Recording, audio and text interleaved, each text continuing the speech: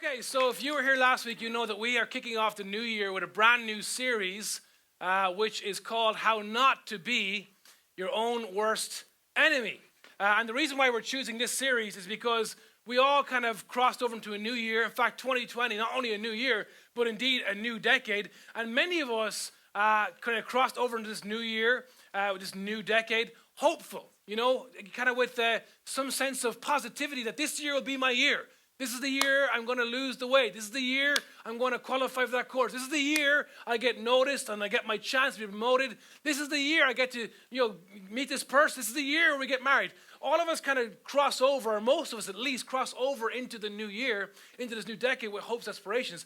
But at the same time, some of us who kind of have become very negative to New Year's and New Year's resolutions, but all of us, even if we have a degree of positivity, carry with us this tension of, more than likely what's going to happen is this year is going to be like every other year. Week 3, week 4, week 5, week 6, diet goes out the window. You forget you have a gym membership. You kind of begin to fall into those old routines, those old habits that are going to kind of tarnish, if not sabotage, the future that you are hoping for. And so we're doing this series because we're talking about, well, what can we do? I mean, realistically, what can we do? And more specifically, because we're a church, how can God, how is God interested, and how can God help us this year, and in fact every year, not to be our own worst enemy? Now, if you're wondering why we chose this title and why we're talking about this, it's simply because from our own experience, anecdotally, and we've seen this in people that we love and care for, the reality is that we, you, us, me, have participated in all of our bad decisions. You see, all of your bad decisions that have led to your demise, you have participated in 100% of them. In fact, in many cases, I have been the mastermind of my worst decisions. Why? Because they're my decisions. In fact, like we said last week, all of us are a single bad decision away from the first step that leads us to become our own worst enemy. Everyone in this room right now, we're all a single bad decision away, which becomes a first step for us to become our own worst enemy. Why? Because every habit, good or bad, begins with a first time. Every pattern begins with a first line. And of course, every journey begins with a first step. What we're asking in this series is, how do we change habits, patterns, and the kind of direction or trajectory of our journey so that by this time next year or this time next month or whatever it is that you're hoping for today, that we can be in a better place. And again, this isn't a church thing or a Christian thing or a non-Christian thing. If you're here and you're not a church person, someone invited you today, this is just a human thing. And so what we're saying is as humans, what can we do? And so we talked about last week the idea that we can do, we can introduce into our lifestyles, into our thought processes for 2020, are what we're calling preemptive habits. Preemptive habits. How do we, to kind of deal with the destructive or negative or, tricky habits in our lives that lead us down a wrong path? We can't just deal with them and freeze them and stop them. We have to create some new ones. And again, in this series, a 3-part series, we're giving you 3 habits. Last week, preemptive habit number 1, we said was pay attention to the tension. Want to stay with me? Pay attention to the tension. The idea being that all of us have this internal system, call it inner voice, that when we find ourselves uncertain whether we should follow through with something, go somewhere, go with someone, do something. It may be that everyone in the office is this way. It may be that this is the way the board do it. It may be that these your friends. It may be we find ourselves being led by the group, by the mass. But inside of us there's a little tension saying, maybe not. And last we talked about how important that tension is and that we should pay attention to the tension. Okay, preemptive habit number 2, I'm going to give you straight away this week, is that we should pay attention to our or your narratives. I'm going to explain what that means, but that we should pay attention to your narratives. And to get us kicked off, let me start by asking you this question. And the question is, have you ever found yourself having conversations with yourself? And of course, the answer is yes, we all have. We all have found ourselves. In fact, right now, as you're sitting in your seat, listening to me intently, as I can see you are, you're listening to my voice, you're listening to your voice, you're listening to your voice about my voice, and your voice about my voice, and how your voice interprets your voice about my voice. Your brain is a pretty amazing piece of equipment, and it can, in a single moment, process in a multi-layered way that even, it goes beyond some of the best computers in the world. But the point is this: we all have this internal dialogue that goes on in our head every single moment of every single way. In fact, even when you're dreaming, you have an internal dialogue. Last night, for some reason, I dreamt that I was a racing car driver. I had figured out a new technique that no one in the world knew, and I became famous. Now, I have no idea why I dreamt that. There's some weird conversation going on in my mind that I'm not aware of. Maybe I'm in the wrong profession. But the point is this: it's happening all the single time. Sometimes it works out very simply in statements like, I really should. So you're right now thinking, I really should. Others of us are thinking, you really shouldn't, really shouldn't. I ought to, I really ought to do, or perhaps I better not, And every day of the week, whether it's what you had for breakfast, what beverage you're going to drink after our time today, what you're going to do in terms of food for a restaurant, consistently this inner dialogue is working in our hearts, in our minds, and of course in our souls. Now, if you're a materialist, okay, not someone who's materialistic as in just loves money. Materialist is someone who believes there is no self. There's nothing beyond this. The idea that we are just pure biology. There's no soul. There's no psyche. There's no metaphysical being called God. What I can see, what I can touch, what I can taste, that's what's real. So if you're a materialist, you're saying, no, there is no self. There's no self to have a conversation with. In fact, like the famous author Christopher Hitchens said, he said, you don't have a body, you are a body. You are a body. Basically, his point is you are the sum total of your biology. In essence, what he's saying is there is no you. So if you're someone who's here and you're would self-describe yourself as an atheist or agnostic, and by definition, therefore, don't believe in metaphysical possibility of life, then everything is biological. Therefore, you're just a pile of biology, right? So in a sense, there's no you for you to talk to. Because you're just acting on instincts and you're just acting on, drives that you don't even know are there to guarantee the success of your survival. Which seems to make sense until you marry another biology. And then together, biology creates more biologies with small b's. And all of a sudden you realize there's a whole lot more complexity in this world than just passing on my genes, keeping my gut full of food, and watching out for buses so I survive. In fact, we all know, no matter where we are in terms of our faith position, that somebody is talking. Because if we all have this inner voice, well, someone's talking, but who's talking? Now again, to which sometimes, if you look at this from an academic sense, people might say of materialist kind of persuasion, well, you're just imagining it. Yes, but who's imagining it? Well, I'm imagining it. Well, there you are again. I mean, there's a you somewhere who's driving this. Now, the question is not whether or not it is or isn't, because I think we can agree that somebody's talking. The question is why? The question is why? Why do we have this inner voice? Why is there this inner dialogue? I mean, what caused it? Why is it relevant? And how can it help us this year? How can it help us today? How can it help us in our lives to progress rather than procrastinate and to see the things that, like we said, we're hopeful for become a reality? These things we're going to call internal narratives. This is where the word narrative comes in. Internal narratives. This is the conflict that happens within us. Again, sometimes the internal narratives are not necessarily about us. Sometimes we're observing and processing and conversing about other people and their choice. You see that family friend, that neighbor, that colleague, and they're making what you think are poor decisions, or they're saying things that you disagree with, or, sadly, in fact, I just witnessed this with one of my good friends last week. They just make the worst possible decision that destroys their marriage, destroys their family, destroys their life. And in your head, you're thinking, what an idiot. What a fool. Again, you wouldn't necessarily say this unless you come from my kind of family, in which case you definitely would say it. But in most cases, a little bit of decorum means we think about it, we're processing. And I suppose in the back of our minds, we're saying to ourselves, I would never do that. I would never say that. I would never fall into that trap. I'd never be caught off guard. I mean, for some reason, my internal narrative tells me that I'm better than everybody else. Then why is it so often that every single one of us in this room, were we to sit down, and we won't do this, of course, and go through, tell me your worst life story. We all have examples where we end up doing things that at one point we thought we would never do. And what I'm proposing today is that so much of those bad choices, those bad habits, those poor decisions actually were the result of not just circumstance, okay, but our internal dialogue or our internal narrative. I mean, like, let me give you some examples of this. I mean, remember when you were a teenager, maybe you still are teenagers, this applies to you right now, but remember when, for the rest of us, when we were teenagers, and we thought our parents were the most stupidest, out-of-touch, irrelevant relics the world had ever seen.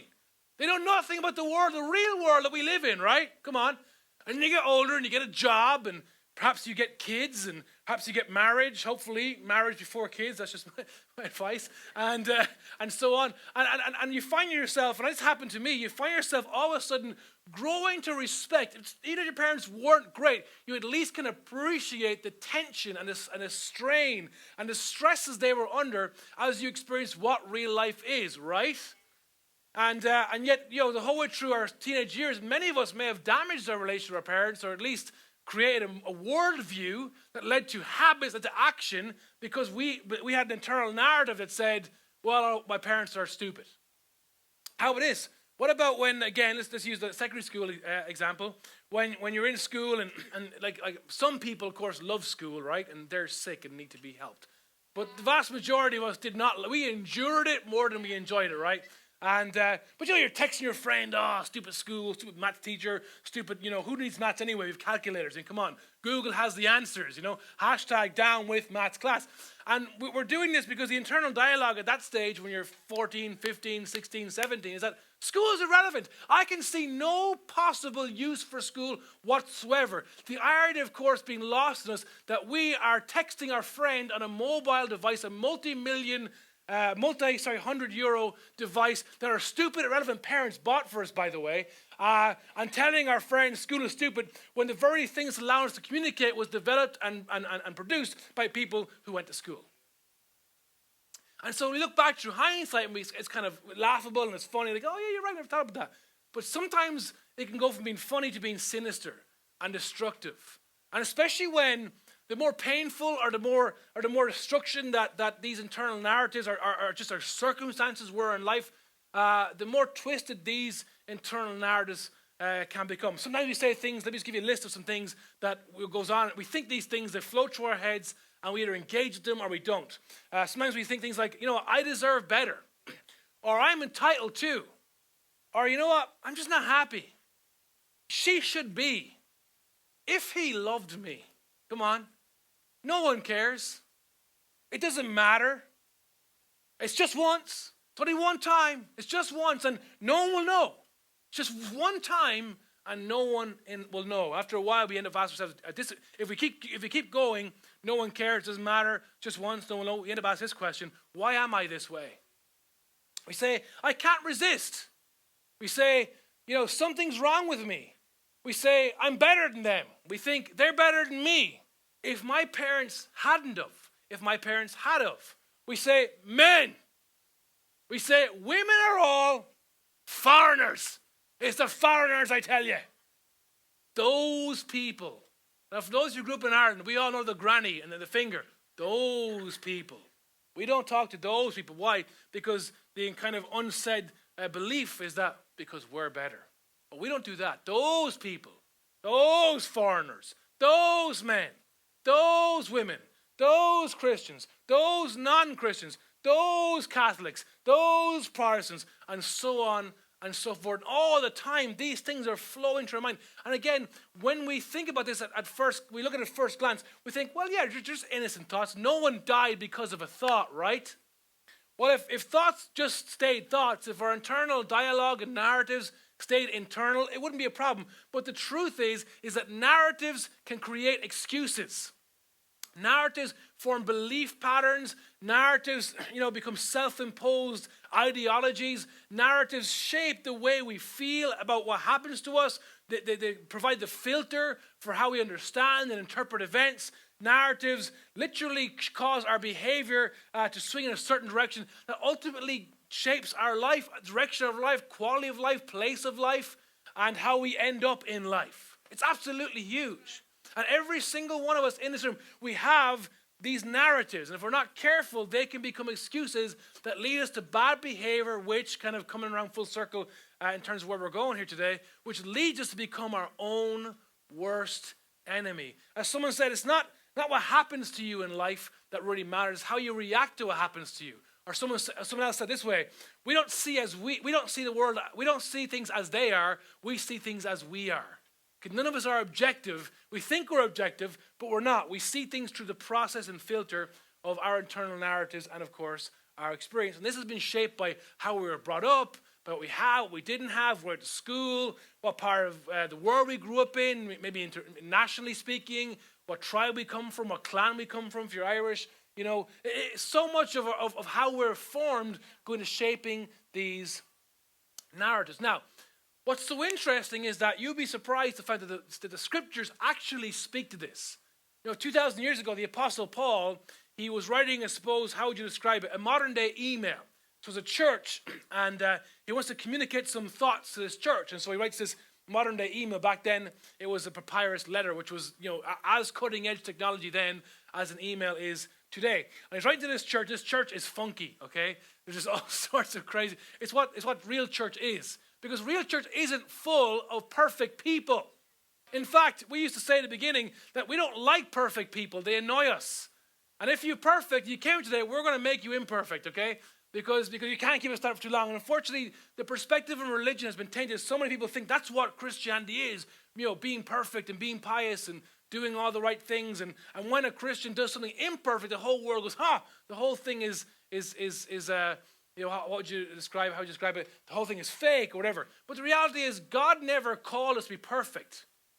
God understands we're broken. God understands our mess. God understands our journey and invites us to come towards him who is perfect and his perfect love. And so the Apostle Paul is writing to this church, kind of trying to help them work through their issues. And as we're going to see in a second, he actually kind of discusses or talks about this whole idea of internal narratives. Now, the city of Corinth is in modern day Greece. I have a photo over here. That's what it looks like today. Back in the day, it was one of the most important Roman cities in the world. It was a port city, a very significant city. It was a young, technologically savvy city, a growing city, a prosperous city, a lot like the city that we find ourselves in today. And of course, there are the ruins. But what's important is that even though Corinth was in Greece, Corinth was actually under the control of Rome. Now, what we're going to see in a second is that Paul actually uses military terminology, okay? He uses military terminology. At first, if you're like a pacifist, you go, hang on a second, what are we doing? You're talking about arms and fighting. No. As we're going to see, it's obviously metaphorical. But he uses military terminology. Why? Because this city of Corinth was under the control of Rome. And if you know anything about Rome, if you watch any kind of TV in your life, TV shows, movies, if you remember your second year history class, Rome and Romans brought a lot of good to the world. But sometimes the way they brought the good was not so good. And so Corinth was under the control of Rome, and the worldview they were living in was a Roman one. And so Paul's trying to speak to them in terminology that they understand. Now again, let's remind ourselves, what are some of the characteristics of Roman thinking? Well, Romans thought that might was better than right. Romans thought bigger is better. Like, there was no value system. Sometimes we forget that the value systems that Western democracies are built on are actually Christian. They're Christocentric. It was a belief in a God who said to us that people matter. People have intrinsic dignity. Man, woman, black, white, they have value and should not be suppressed or oppressed. And so many of the rights that we enjoy today come from at one time a belief that there should be a democratic society where all people are valued equally. But that was not the case. Was not the case for most of history. That's not the case for most of the world right now. Forget this. We live in one little kind of closed off pocket size of the world. But there are huge segments of the world that don't believe in the worldview that we have. And so for them, bigger was better. In fact, they had a very weird view of religion because they believed in the gods, the pantheon of the gods. They were pagan. And ultimately, if someone dies or if they go to war and babies are killed, that was their fate, because the gods determine the fate of the individuals. And those gods, they play tricky games. If you don't worship them and appease them and keep them happy, then they just might come down. And if a whole nation is destroyed or whole villages, and people are raped and killed and robbed and even end up in slavery, that was the gods who ultimately determined their fate. And kind of attached to that was this idea: if something bad happens to you, it's your fault. Now again, this is so foreign to us today, but this was the worldview at the time. Now, if we could go back in time and speak to one of these people and say, well, don't you believe that everyone has human rights? They would laugh in your face, because that was their cultural moment. That's what they believed to be true. It was self-evident to them because of their society. And we got to be careful, especially those of you right now in the audience who may be Christ followers. That is, you put your faith in Jesus. We got to be careful that we don't allow our cultural Western moment to rob us of what we believe to be true. It seems like our culture is leading a certain way, pushing certain things. That's okay. That's why it's called culture. But as time has shown us over and over again, historically speaking, our cultural moment will not last forever. There is a time. Truth lasts forever. The truth that you have value, the truth that you matter, the truth that you weren't an accident, the truth that you can be healed, the truth that you can be forgiven. These are truths that stand against all time, but our cultural moment is shifting all the time. And it may seem self-evident because we go, well, they're doing it in Europe. The EU are doing it, so we should do it. Or the Americans are doing it, so we should do it. What we're using our own beliefs to confirm our beliefs. And again, we're not necessarily wrong or right. It just is. And we got to be careful that we don't end up one day being like Rome, looking back and going, how do we believe that? How do we believe that? And again, I'll leave that there if you think about it. So in 2 Corinthians chapter 10, the Apostle Paul, writing to the church in Corinth, he starts talking about these internal narratives. Again, like I said, he's speaking to a Roman colony, a Roman city, and he speaks in military terminology. And here's what he says in the very first verse, verse 3. He says, for though we live in the world, we do not wage war as the world does. So even though we look at the world, and I'm sure you've been keeping track with recent events and, the idea that missiles can hit planes or missiles can blow up people in foreign parts of the world, even though we see in the news, even though we see in our reality how the world wages war, and even though we live in this world, we're part of this world, we don't wage war as the world does. And what is he speaking to? Well, as we're going to see, he's speaking to the fact that our war is not an outward war, which again is confirmed by what Jesus taught us, that we should pray for enemies and love them, okay, rather than destroying them, but that our war is an internal war. Some people might describe it as even a spiritual war, but it's an internal war. Verse 4, the weapons, he goes on to say, we fight with, therefore are not weapons of the world. They're not physical weapons. They're mental weapons, they're emotional weapons, they're internal weapons. They're different. But nonetheless, what I want you to see is that they are weapons. You see, when it comes to changing bad habits, when it comes to addressing negative or destructive internal narratives, we can't go at it politely. We can't go at it nicely. I mean, I'm sure some people in this room have decided, for example, I'm gonna lose some weight this year, right? I'm one of them, okay?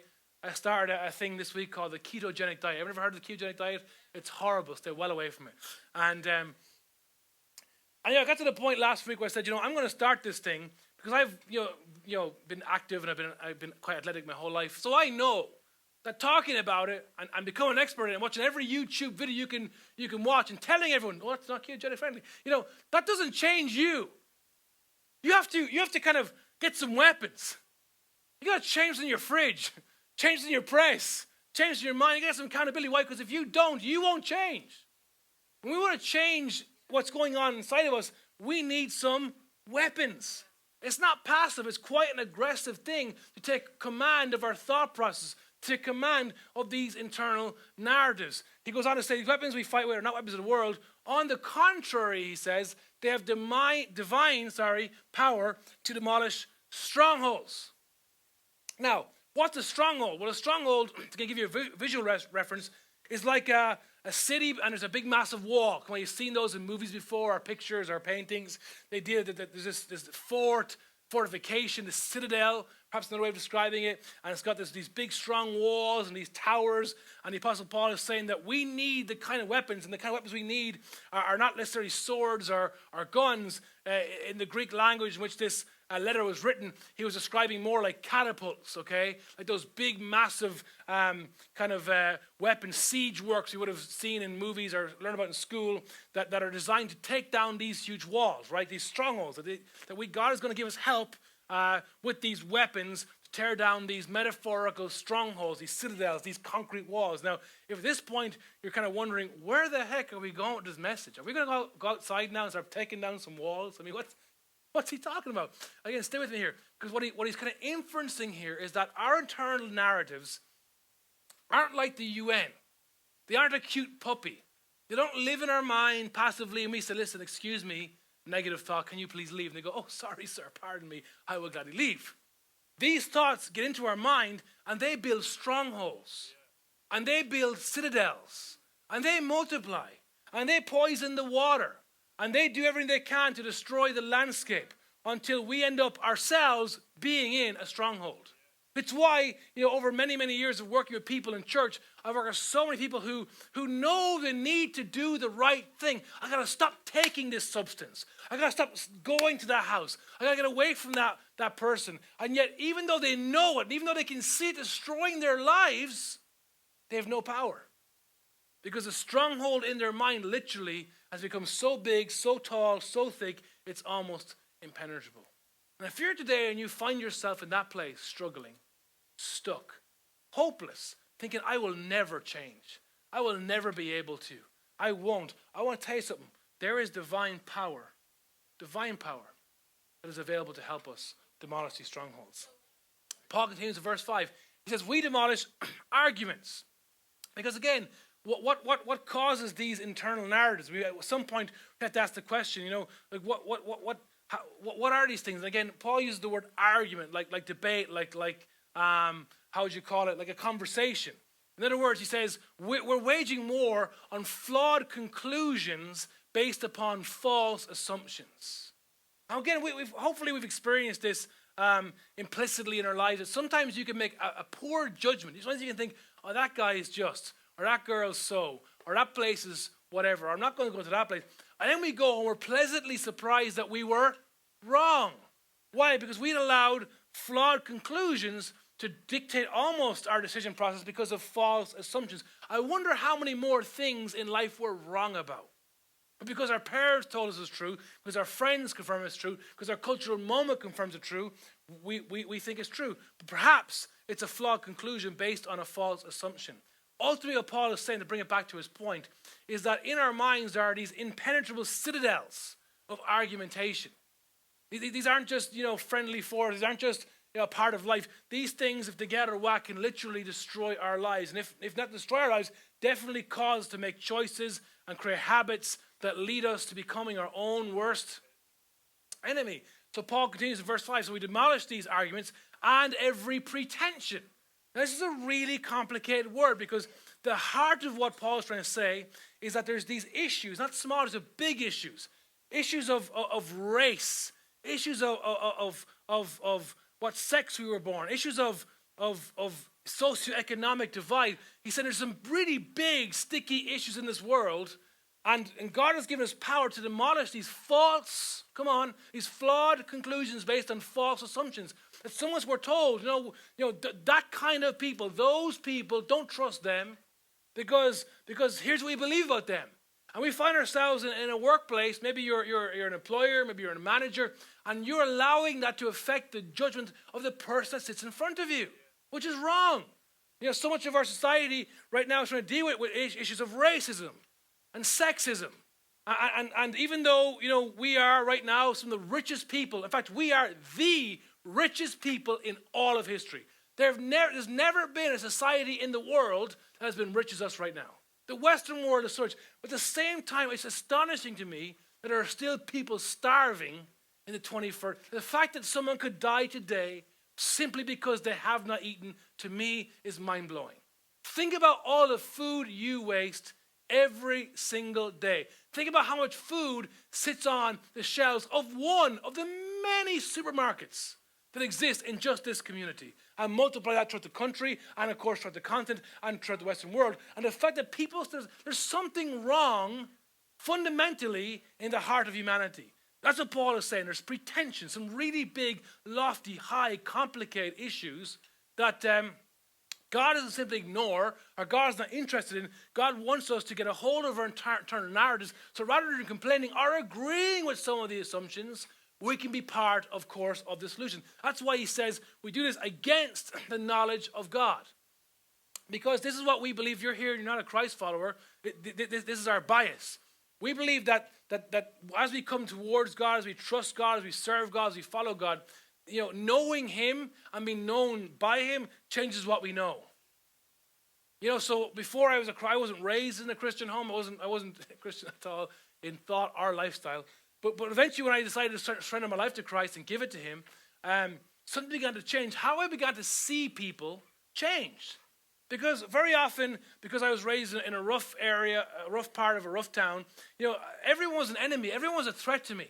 I was always, looking, trying to stare people down, trying to bully their eyes away from me. Everything was a macho contest. Everything was like, okay, let's see what you got. And eventually, as I began to read Scripture and realize that God loves me, and I got a calling and a purpose and value, and even though I'm screwed up, still somehow God wants me and wants to use me, which still to this day messes with me.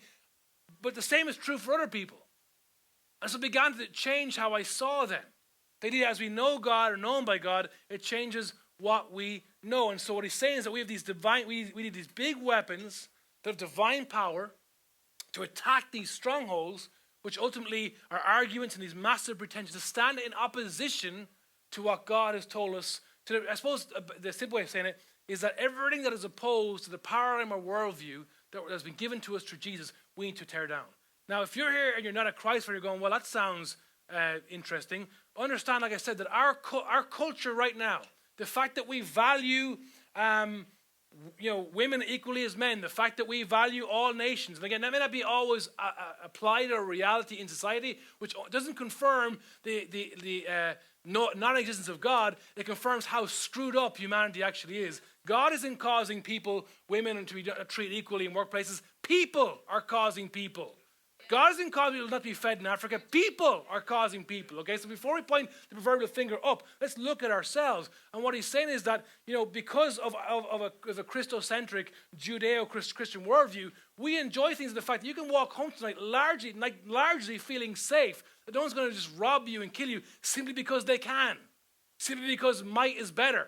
I mean, even think about science and the abolishment of slavery. So much of what's happened in our world that causes the side that we love and enjoy come from a knowledge that was given to us or given to the people who founded those constitutions, who made those decisions in parliaments, because they believed in God and as they knew him and were known by him, it changed what they knew.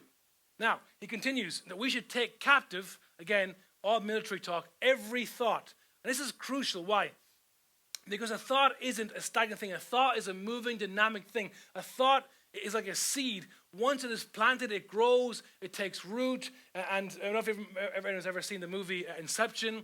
I love that movie. It's a great movie. The most dangerous thing in the world is an idea.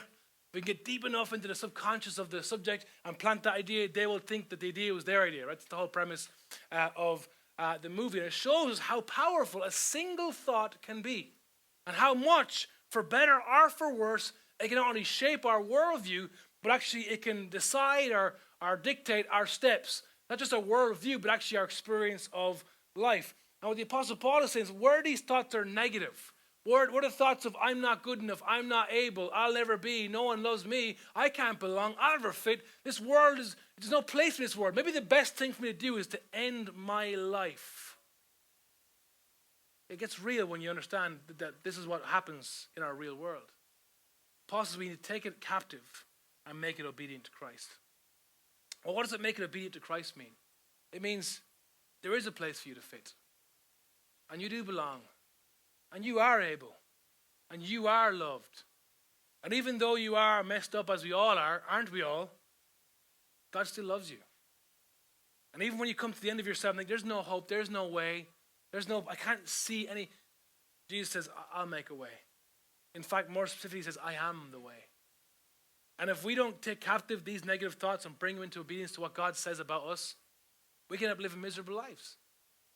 And again, to some degree, what I'm kind of putting out there, if you're here and you're not a Christ follower, is we do that anyway because we've come to absorb or adhere to values that are actually Christian values. They're not values that come from materialistic or materialism view of the world. They come to us through Scripture. In fact, let me give you an example of this.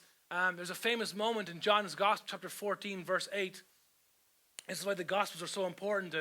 And this is John kind of recording what he saw in the last few days while Jesus on the earth before his death and resurrection. And in verse 8, we find Philip asking Jesus. He says, well, basically, Jesus, you're telling us all this information. It sounds really cool. It sounds really relevant. It sounds really important. But basically, we just cut to the conclusion.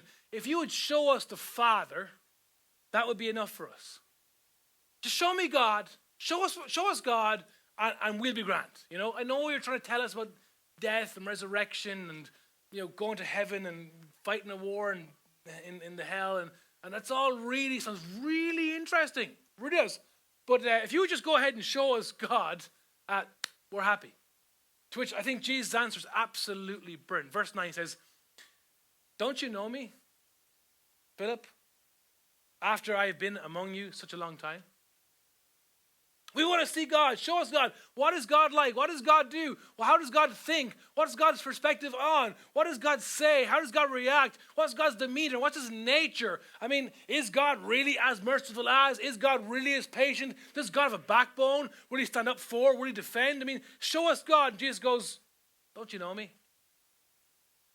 I mean, and this is, if you're here and you're a Christ follower, this is a question for all of us. Don't you know me? Jesus continues in the verse. He says, anyone who has seen me has seen the Father. The idea being that the very reason why Jesus came wasn't to start a new religion. The world does not need another religion. The world is sick of religion. In fact, there's a verse in the Old Testament where God himself said, I hate religion, which might shock some people. Why? Because religion is a man-made system where we somehow have to earn our way back to God through penance and self-flagellation and suffering and generally feeling really crap about ourselves. And Jesus goes, no. I have come to show you what the Father is like. See, when they told me I can't talk to that woman, I went and spoke to that woman. When they told me I can't go to that geographic area because we all have racial prejudice against the area, I went to that area. When I said don't eat with those people, I ate with those people. When I said that person is dirty, you'll catch something off them, I sat with them and I embraced them. When everyone said, oh, this person's done, nothing can be done with this person, I contradicted that with my perspective, what I know to be real. And they're alive. When that person was told, no, she's been unfaithful, she's been punished, she's a woman, Jesus lifted up and gave her dignity and said, my daughter, your sins have been forgiven, go and sin no more. All of what we see in Jesus, what's contained in the Gospels, aren't just about Jesus, aren't just about starting religion. What they're about is about Jesus showing us not only what the Father is like, but the way to the Father. The idea being, the Father is deeply interested in every single one of us. And because he's interested in all of us, he's interested in what we're interested in. And because he thinks about us, even when we don't think about him, he thinks about what we think about, and that matters to him. Meaning our internal narratives are important to God. Put the question another way. Jesus is simply asking Philip, do you want to know what God is like, Philip?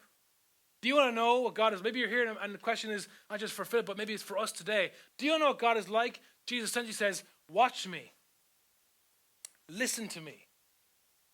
You know what God is like? Don't judge my side. Don't watch a TV show. Don't watch a YouTube channel. Don't judge God on one service, one person, one error, one mistake. Come follow me for a while. I dare you. I dare you. And see what, and then come to your conclusion.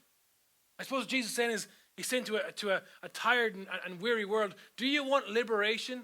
Like we sang about in one of the songs? Do you want to be free? Do you want to really get hold of those thoughts and break free from them and actually see your life change? Do you want to be able to look towards the future with hope and positivity? Do you want to be able to dream again? I suppose the answer is follow Jesus.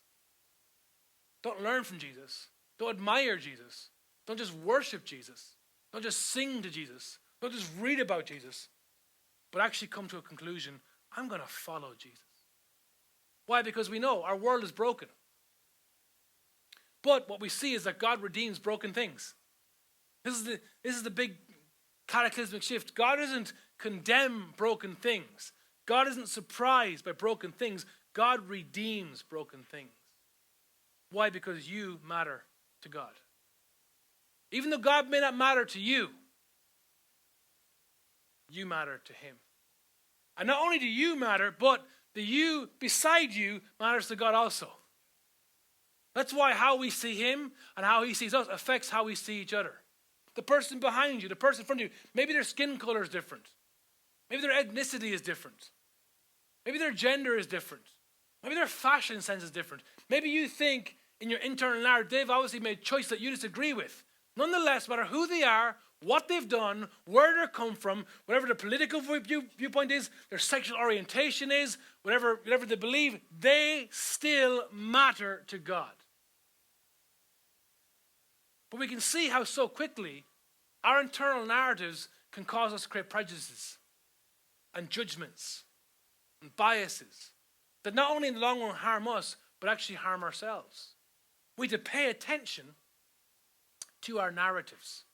You need to pay attention to your narratives because they're happening every single moment, every single day. Strongholds. The longer we allow them to continue, the stronger, the larger those walls become and the more thicker. But God gives us tools, weapons, big weapons, siege works, and power to tear down those walls, to eliminate that negativity and create some new ones. That's why the Apostle Paul finishes. Go back to the 2 Corinthians text in verse 6. And simply says, be ready. Be ready. Be ready for what? Be ready to act. Be ready to do something. Be aware of what's going on inside you. Take control of your internal narrative, because if you're not in control of it, it's in control of you. And your life has way too much potential. And there's way too much at stake for you, your future, your marriage, your kids, your business, your dream, whatever it is you have, way too much at stake for you to be a victim to internal narrative. So here's the question as we begin to bring this thing to a close. The question we've got to ask ourselves is simply this. Have you got any strongholds that need to be demolished? Let me give the answer. It's yes. It's yes. We all do. Every single one of us. Strongholds that pertain to how we see ourselves, strongholds to how we pertain to how we see others, attitudes, biases. All of us have strongholds. The question we're asking is, are you aware of them? And how much has shaped your life? Because if the answer to that question is no, then we're in trouble. And if we don't address these things, what's going to happen is we are going to continually and perpetually, for the rest of our time, become our own worst enemy. But if we want to unhitch ourselves from that cart and become our own best friend, then we got to not only become aware of these strongholds, but we got to start doing something about them. Again, it doesn't matter if you're a Christ follower or non-Christ follower. We all have these things. So what's the conclusion then for what I want to say today as we go into this response song? Well, every habit begins with a first time. Every pattern begins with a first line. Every journey begins with a first step. We got to pay attention to the tension, but we also got to pay attention to our internal narratives. Last week as we concluded, I gave you a commitment. I said, if we're going to address these things, then we need to make a commitment to ourselves, about ourselves. It was simply this: I will pause until I pinpoint a cause and explore rather than ignore, in parentheses, my conscience. Okay? This week, commitment number 2 is simply this: I will demolish every narrative that conflicts with the value system introduced by Jesus. And again, I would challenge you, if you're here and you don't believe in God, and that's totally cool, and you're not a person of faith, that's cool. I would even just challenge, I would dare you, not even believing, just to try this. Take on board the value system of Jesus as it pertains to humility, as it pertains to forgiveness, as it pertains to giving people the benefit of the doubt before judgment, as it pertains to loving yourself, as it pertains to you the sense that you have value, that there is a future for you. They're not an accident. Take on those values and put them in practice, not only in what goes on in your mind but your life, and let's just see. Let's just see what God can or cannot do. As I finish, let me give an idea of why this is so important. Maybe you're going to make it really real for a second. Then we're going to have the band up and they're going to sing. I want to give you some moments to think about this. Maybe we move from the kind of generic internal narratives to more specific ones. Maybe your internal narrative today is, maybe I'd ask the question, what is behind the narrative in your mind? And ask some questions. You ready? Why won't you call your brother? Why won't you apologize to your sister? Why won't you visit your parents? Why won't you reach out to that son or daughter? Why do you drink so much? Why do you do those destructive habits? And why do you react in the way you react when those who love you try to point it out? Why did you move in with him? Why did you move out with her? Why did you leave? Why did you tell yourself what you told yourself? About why you aren't more generous? About why you can't be more kind? About why you can't be more vulnerable? Why did you tell yourself what you told yourself when you complain all the time? When it comes to those who are Christ followers, it comes to reading our Bible, it comes to praying, when it comes to not just acting like a Christian, but being a Christ follower. Why did you tell yourself what you told yourself when it came to church? When it came to God? Why do you believe what you believe about God? Is that your belief or a belief that you've just taken on because of your cultural moment? And how is it affecting your life? My friends, my prayer is that we would get a hold of our internal narratives and that we would demolish these things, destroy our society, destroy our world, destroy our mental health, and destroy our relationships. And we'd adopt a value system that even if we're here, we don't believe in Jesus. Here's what we come to understand as a church. Life is better with Jesus. Why? Because Jesus makes my life better, but Jesus also makes me better at life. I'm a better person. I'm a better person because of the value system I see demonstrate the way of the Father in the gospel. So I want you to stand. We're going to pray, and the band are going to come back and lead us in a response song.